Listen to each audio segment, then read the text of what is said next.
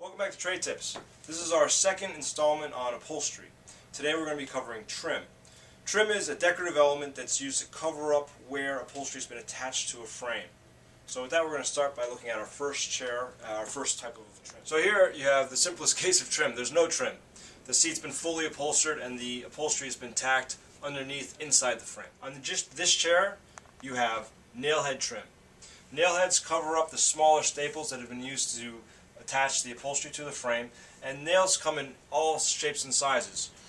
They're antique nails, they're nickel nails, they're brass nails, they're different sizes, they're different configurations. Here you have antiqued brass nail heads of your almost a standard size, but on this bench you can see you have slightly more decorative nails in the shape of a star. This is a GIMP trim.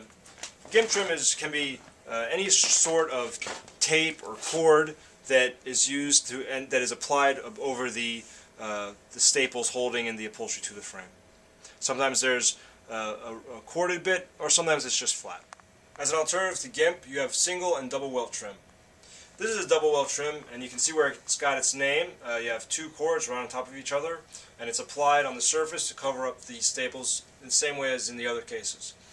In the case of a single welt trim, you only have one of these cords, and it's actually been sewn in by hand at the very edge of the fabric where it meets the frame. And in both cases, a single and a double welt trim, you can use the same or contrasting fabric, as is the case. Here we have a combination of GIMP and nailhead trim. What we've done is taken a leather tape, which serves the same function as GIMP, hiding the staples where the upholstery is attached to the frame. We've then taken a tool and given the GIMP a shaped edge, which is this scalloping shape here.